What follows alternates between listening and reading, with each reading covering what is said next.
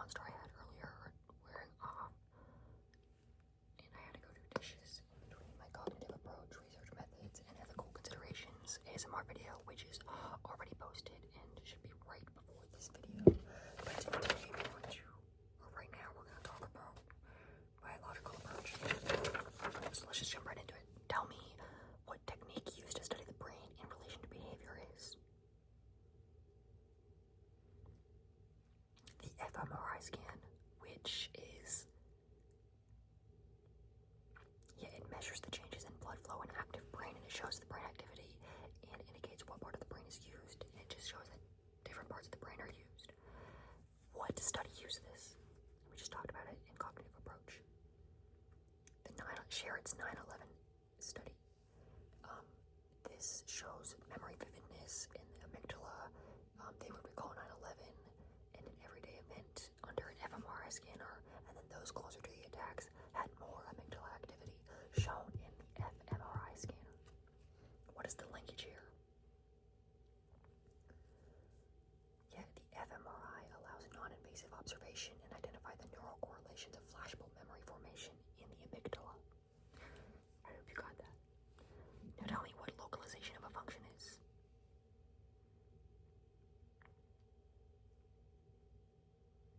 It's the theory that specific parts of the brain house specific behaviors for cognitive processes. In the case study of HM, which part of the brain are we focusing on? The hippocampus, which transfers short-term memory to long-term memory. In the case study of HM, which we also talked about in cognitive approach. Tell me about it. He couldn't form new long-term memories because the hippocampus is what brings short-term memory to long-term memory through rehearsal, I guess, and he couldn't remember anything new for a long time other than his short-term memory, because his short-term memory was still working. It helped us understand the effect of a hippocampal removal on memory. What is the linkage?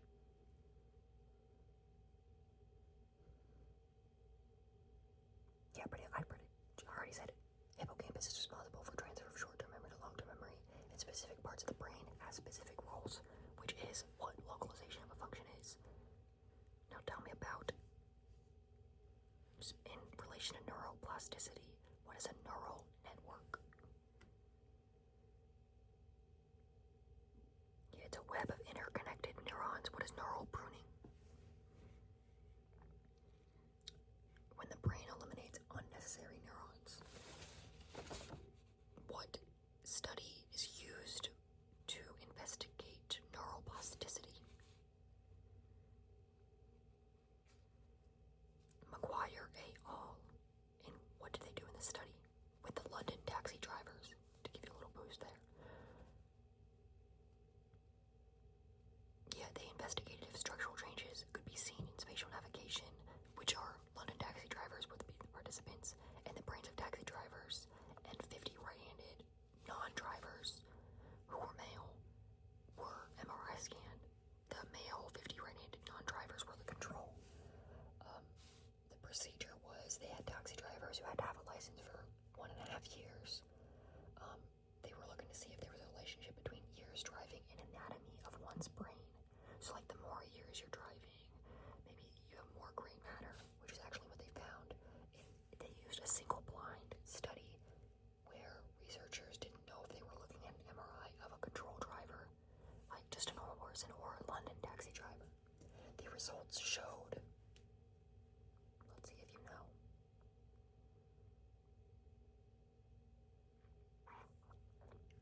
The taxi drivers had more gray matter in their posterior hippocampus, which the region of the brain is associated with brain spatial navigation and memory. The posterior hippocampus, and there was a positive correlation found between the volume of gray matter in hippocampus and the years they've been driving. So the more years they've been driving, the more gray matter than they have in the hippocampus. Now tell me which study is used for neural networks and neural pruning.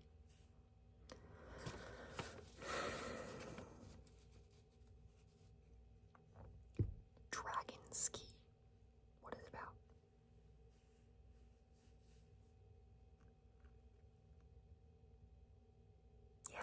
seeing if learning juggling would affect the brain of participants. Tell me a little bit more about it. You can keep going. Just my scene. Yeah, so each participant had a base MRI scan before starting as a base gray matter, and then there was two groups. There was the jugglers who had to learn juggling and master it, and the non-jugglers who were just kind of seen as gray matter, whatever. So the jugglers learned how to juggle, got MRI scanned after they learned how to juggle, and they had the before one too. Then they waited 3 months and got scanned again. The results showed for this at the baseline scans there was no major difference between jugglers and non-jugglers. After they mastered it, there was a major difference in gray matter between the jugglers and the non-jugglers because they had more gray matter, the jugglers did, in their temporal area, which is where the visual memory is. And then after 3 months, many forgot how to juggle. The gray matter decreased and it showed some neural pruning, but the addition of gray matter showed neural networks. So while we're on that topic, tell me the linkage for dragon ski, neural pruning, and neural network real quick. Yeah, I pretty much already told you, so you can just tell me right now. When learning a new skill, you would get new neural networks, and when you stop activating those neurons in the neural network, neural pruning happens to increase the efficiency of the brain, and neural pruning is when the brain eliminates unnecessary neurons. Which I'm not sure if I ever told you. If I told you, I asked you what neural pruning is and I didn't tell you. I'm sorry. Now tell me the linkage between McGuire et al., which is the London taxi driver one. Yeah, neuroplasticity.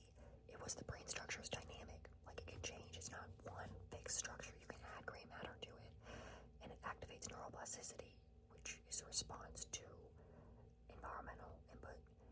It's a way to use our brains. It shapes them over time, depending on how you use your brain. Like for a London taxi driver, you gotta use your brain over time. So it's different. Now, what is neurotransmitters? Yeah, like body's natural chemical messengers through like electric waves and stuff. They meet and they send messages. What is an agonist? It enhances transmitters. And in this case, we're going to use the agonist acetylcholine. What is an antagonist? It blocks transmitters. And in this case, we're going to use scopolamine. What study are we going to use?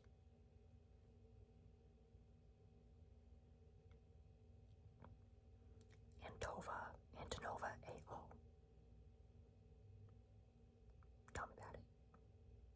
Tell me the aim and procedure first, and then we'll go over results.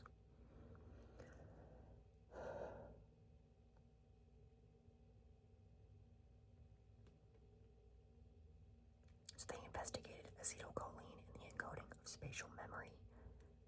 The procedure was they got healthy males in a double-blind procedure where they randomly allocated one of two conditions, and they were injected. Some were injected with scopolamine, and some were injected with a placebo. 70 to 90 minutes before this task that they had to do, and in this task, when they were put into an fMRI scanner, they played this VR game, and in this VR game, they had to go around and find, in like a maze kind of structure, they had to find this pole, and it showed the creation of spatial memories in relation to acetylcholine, and they would be randomly respawned in a different place in the arena each time. The participants did this a few times, and then they came back weeks later and did the other part of the experiment, like the other side of it, in a repeated measures design. Antonova et al. Repeated measures design because each participant did both the placebo and got injected with scopolamine. The results showed that when they were injected with scopolamine, the hippocampus activated less and it inhibits acetylcholine. And the agonist, the linkage here would be the agonist, like acetylcholine, is necessary for memory function. And if you block it, it impairs memory, specifically spatial memory. And if you enhance it, it would improve cognitive function. And things that enhance it are actually nicotine. So if you need something, be like, hey, like it enhances it, you can enhance it, generalization for that nicotine. this linkage here, which would be the blockage of neurotransmitters, would be acetylcholine. It is blocked by scopolamine, and it leads to memory impairment, and it shows how antagonists work, preventing neurotransmitters and activating receptors, weakening their effects. And sorry if you hear my stomach growling right now. It's been a few hours since I've eaten something. So there's some ASMR for you. So I hope you got that. Antinova AL was actually used in another topic, which would be excitatory neurotransmitter. So tell me an excitatory neurotransmitter.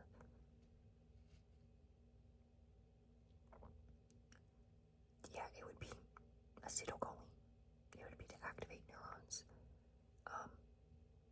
It is used here because acetylcholine increases the likelihood of neuron firing, which facilitates communication between the hippocampus and neurons, making spatial memory better. And when this is reduced, excitatory signals that encode spatial memory also produce equals impaired memory performance. So that excitatory neurotransmitters, when reduced by scopolamine, which is the antagonist, makes spatial memory impaired. So they don't work as well. Now tell me about hormones and their effects on behavior. So what is a hormone, first of all? Yeah, it's another class of chemicals that are secreted by glands in the endocrine system. So you should know that they're just like chemicals in your body that are they're kind of like neurotransmitters, but they're chemical messengers, other than electrical transmitters, which are kind of more neurotransmitters. What study is used here?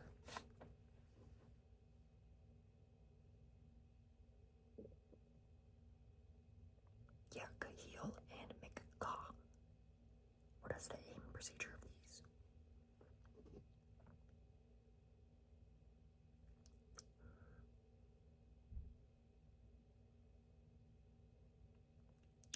Yeah, it investigated whether adrenaline and amygdala had a linkage with emotional memory. The procedure, they had two groups. They had one group that saw a story with a chaotic hospital visit, and then the other group saw a boy in a car accident. He went to the hospital, and then he had his feet that got severed in the car accident reattached, and then he went home with his mom. So we're assuming here that the boy who had his feet severed were a more emotionally arousing story to hear. And the participants then rated how emotional the story was on a scale from 1 to 10. And then they also took a memory test and a follow-up where they were injected with an amygdala activation prevention drug. What were the results of this?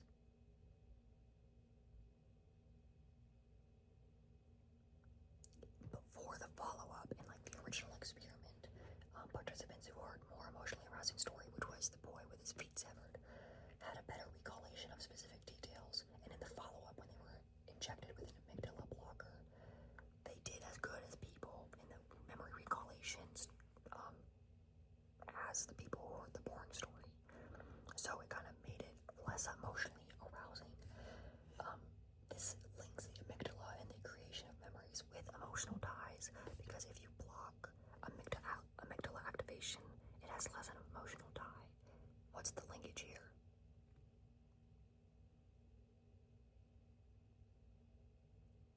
Yeah, so in the linkage, we're assuming adrenaline is what is being blocked, being the emotional tie, whether it be fear, sadness, whatever. It's adrenaline affecting the memory in the amygdala. It supports that adrenaline and its activation of the amygdala enhance emotional memory. So when adrenaline is suppressed, so is the amygdala in retaining that emotional memory. So I hope y'all got that. Tell me what a pheromone is. Yeah, chemical cues released into the air. What study? Mishor et al. Mishor et al. And when I say et al, it's et space al dot. If y'all didn't know that, but I take French, so et al. Tell me the aim and procedure of this study.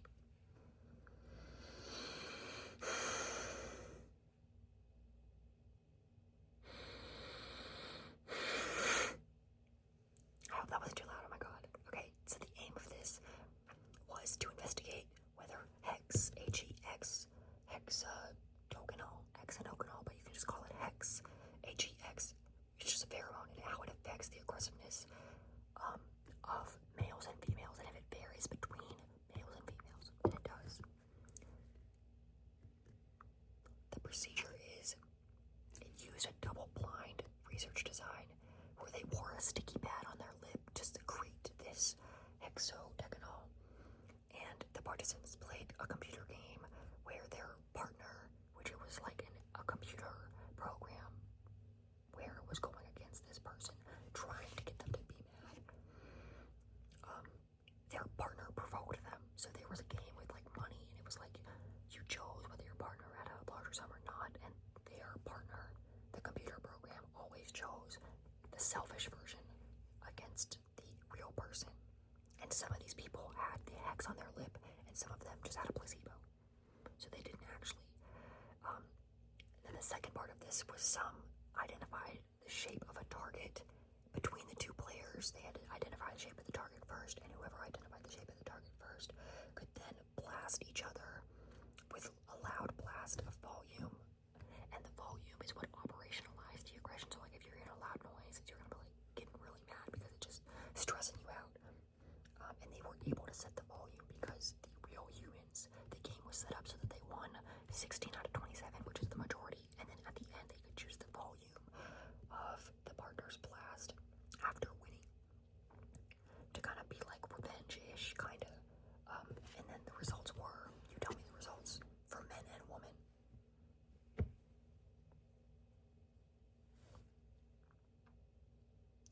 So the men showed the exposure to hexadecanol reduced aggressive behavior compared to the placebo, where the placebo men just got aggressive in general. So without the hexadecanol, they're just aggressive. And then the women with hexadecanol showed an increase in aggressive behavior compared to the control, where the control without hexadecanol, the women were more chillax.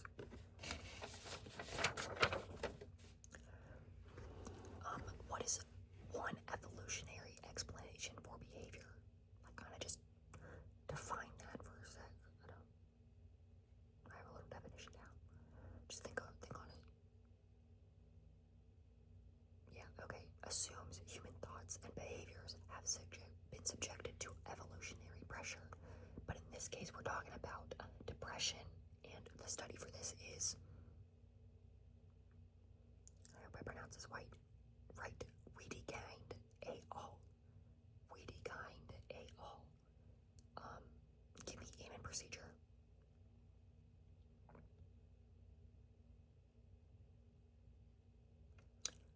Yeah, so this is the weird one. Wedekind. I think Wedekind is weird. It's weird because the aim was to see if women are attracted more to the scent of men with different MHC genes than their own, and see if male selection is influenced by genetic compatibility subconsciously in the woman. So the procedure is, just think on it for a sec. Yeah, it's where they wore a t-shirt. The men wore a t-shirt for 2 days without using any sort of scent disruptor like soap or deodorant. And then after that, the t-shirt was placed in a box and untouched and sealed so that the scent retained. And then the woman with regular menstrual cycles, and some on birth control and some without, to see if the menstrual cycles were affecting their MHC sense of smell subconsciously. The women smelled the t-shirts, and some with similar MHC genes and some without. So the women had their MHC genes compared, and they had 3 boxes with similar MHC genes and 3 boxes without similar so different MHC genes. And the woman, tell me the result of this.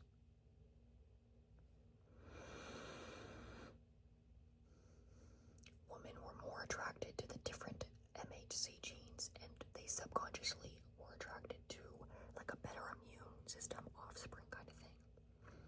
What is the linkage here? Yeah, male selection may be driven by biological mechanisms. So just think, evolutionary, Wedekind et al. Is weird. It's weird because like they're smelling these men and their sweat.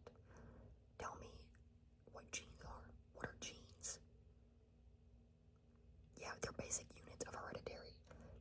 a study that shows genes and their effect on behavior. Now this one's the one with depression. So sorry for confusing you all on that last one.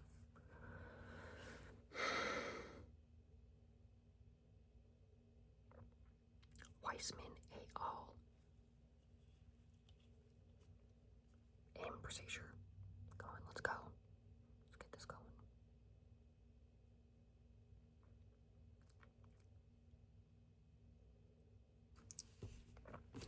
Yeah, so it was a longitudinal correlation study. Longitudinal because it was long, it was over 20 years, and then it was correlational because it compared the relationship between two variables. These two variables being age and depression, like if they had depression or not.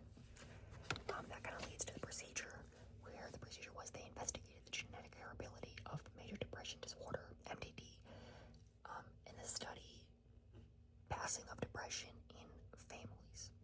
Families with grandparents with depression and without were the two groups. So the grandparents either had depression or they didn't. And through clinical interviews based on the DSM, what is the DSM, real quick? Yeah, it's the Diagnostic and Statistical Manual of Mental Disorders, which if this was a longer class, you'd know more about, but I'm in the 1 year psych class, so we don't know much on that. But based on the DSM, parents and grandparents were interviewed through blind interviews, didn't know exactly who was depressed and who wasn't, to see if they had depression, and then you could see the kids if they had depression or not, and if they were more likely to have depression. What were the results of this?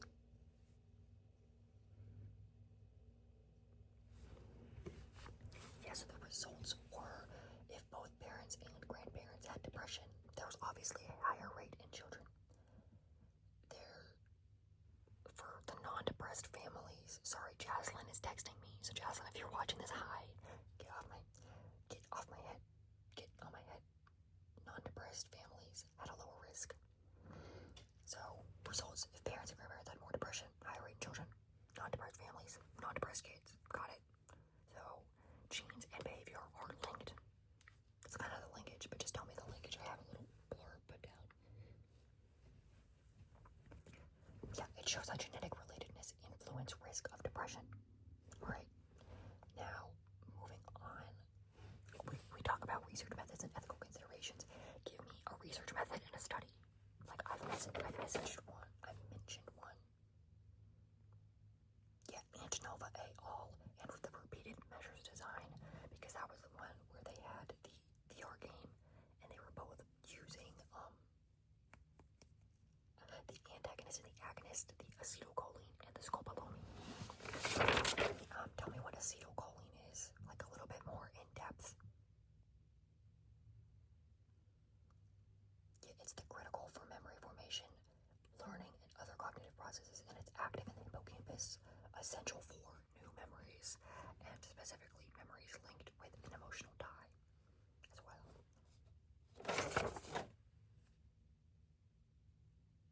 That's adrenaline. My bad. Adrenaline is emotional tie. Acetylcholine is spatial memory tie. Alright, tell me about inhibitory transmitters, neurotransmitters. If the excitatory neurotransmitter activate neurons, which would be acetylcholine activating spatial memory in the amygdala, what is an inhibitory neurotransmitter?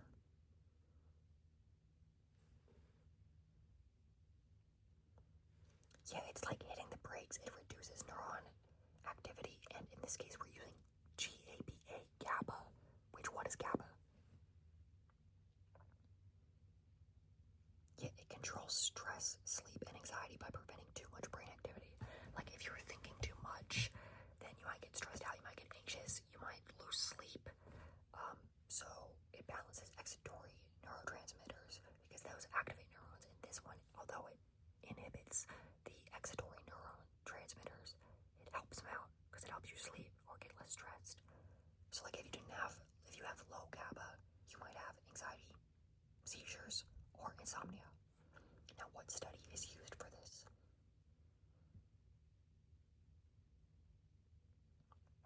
Yeah, Pervo et al. And the aim and procedure are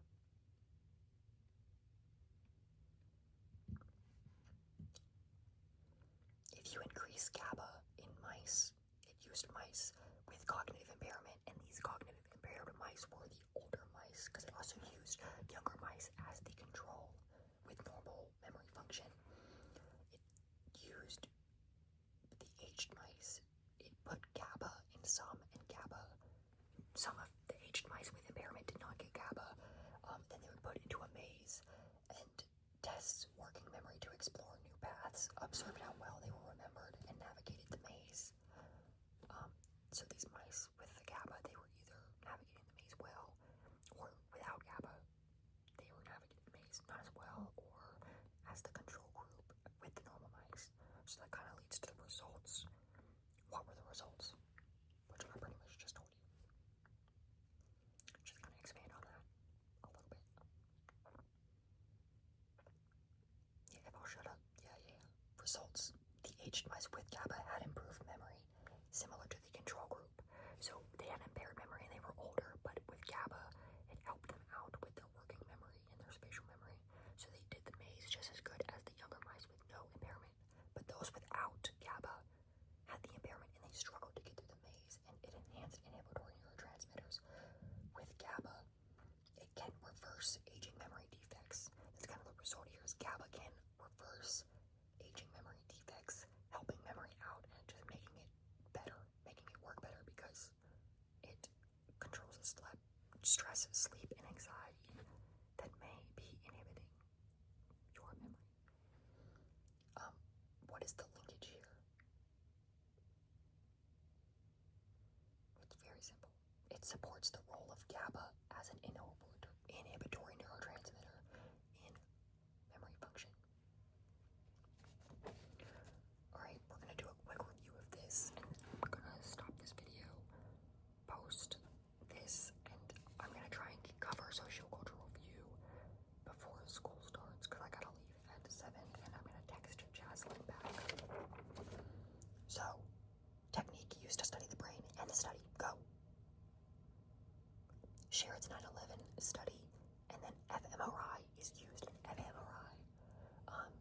Give me the linkage real quick, because that's really the important part here. Non-invasive observation, and it shows that flashbulb memory formation is in the amygdala, and this leads to localization of a function, which is a theory that specific parts of the brain have specific behaviors for cognitive processes, specifically in the hippocampus for the study of case study of HM, which shows that short-term memory and long-term memory are different stores, which we should have learned in the cognitive processes unit. And hippocampus is responsible for the transfer of short-term memory to long-term memory. Specific parts of the brain have more specific roles. Neuroplasticity. Which studies used for that? Yeah, the London taxi drivers require a all, and the gray matter. Just remember gray matter and just kind of blurb about that. Gray matter is good. What is a neural network? Yeah, web of interconnected neurons. Neural pruning is, yeah, the brain eliminates unnecessary neurons. What study was used for this? Dragon ski, where they juggled. Some were juggled, some were not, and they had 3 forms where they measured the fMRI, and the fMRI scanner, the MRI scanner measured the amount of gray matter in their brain, and they did it in their temporal lobe, because that's where visual memory is stored. The linkage for McGuire et al. Brain structure is dynamic. Neuroplasticity means your brain can grow. It can develop based off of what you do. And then the link for dragon ski, which you probably already thought about, is when learning a new skill, new neural networks are had, and then neural pruning happens to make the brain more efficient if you stop activating those neural networks. Like, I don't need to know how to juggle if I stopped juggling in the circus 30 years ago, you know? What is an agonist? Enhance neurotransmitters. Enhance transmitters, like acetylcholine. What is an antagonist? Yeah, it blocks the transmitters, like scopolamine. What is a neurotransmitter? Body's natural chemical messengers. What studies used for this? And it is used in excitatory neurotransmitters. Antonova et al. What kind of research method was used in this? Yeah, repeated measures design. Because scopolamine injected, or they had a placebo injected to see what happened with their memory and if they could get around the maze and spatial memory was inhibited, and if they could get to the pole in time. The participants did this a few times, and the linkage here is like acetylcholine. It is necessary for memory function. If you block it, it impairs memory, and if you enhance it, it would improve cognitive memory. And what enhances acetylcholine? Yeah, nicotine antagonist linkage. Yeah, it blocks neurotransmitters of acetylcholine by scopolamine, and it leads to memory impairment. It shows how antagonists work, prevent neurotransmitters in activating receptors and weakening their effects. Now, I'm gonna just keep speeding through this because I feel like I'm just going back through this. Hormone. Another class of chemicals that are secreted by glands in the endocrine system. Study used. Cahill and McGaw investigated adrenaline and amygdala with emotional memory. Just remember, Cahill and McGaw is the story of the boy with his foot severed and the story of just this boy visiting his grandfather in the hospital. So boring story, visiting the hospital. Exciting story, boy going to the hospital because the foot got cut off. The support here is adrenaline and its activation of the amygdala enhance emotional memory, because when they were enhanced with an adrenaline decreasing drug, the emotional die in the amygdala, they didn't remember as much. They remembered as much as the boring story. What is a pheromone? Chemical cue released in the air. Study. Yeah, Ms. Hoare et al. Using hexadecanol or hex and the aggressiveness. Men are more aggressive normally. Women are more aggressive with the hexadecanol. Just remember, men are aggressive normally. Women are not aggressive with the hexadecanol. It's the opposite. Because they played this computer game, 2 computer games, and they could choose the volume and stuff. What is the genes and their effect on behavior? So genes are basically hereditary. Using the DSM, which is that list of diagnostic and statistical manual mental disorders, and the longitudinal correlation study over 20 years. That's another research method, so if you need to remember this, Weissman et al. Longitudinal correlational study. Weissman et al. Over 20 years and correlational between 2 variables. Grandparents and parents, if they had depression. Oh my god, I'm so sorry, y'all. And if they had depression passed on to their children, it shows that genetic relatedness influences risk in depression. Remember Wiedekind et al. Do you remember what that was for? Yeah, it's one evolutionary explanation for behavior. Wiedekind is weird because they were smelling them shirts with MHC. The MHC genes, if they were different from the woman's MHC genes, and they chose them as like the more attractive one. What is an inhibitory transmitter? Inhibitory transmitter. GABA. Yeah, GABA controls stress, sleep, and anxiety by balancing excitatory transmitters, decreasing brain activity so you can sleep, so you can stop stressing. Study. Yeah, Pervo et al. In mice, if the GABA is used, the aged mice with impairment had an improved memory and were almost as good as a control group of young, non-impaired mice. The support is the role of GABA as in memory function. And then an excitatory transmitter, which we've been talking about so much, is the acetylcholine, which is critical for memory formation, learning, and other cognitive processes. Acetylcholine increases the likelihood of a neuron firing, which is, it facilitates a communication between hippocampus and neurons. And when acetylcholine is reduced, like scopolamine, which is the antagonist, memory also reduces, which equals an impaired memory performance. And it is active in the hippocampus, essential for new memories. And adrenaline is the emotion one. Alright, guys.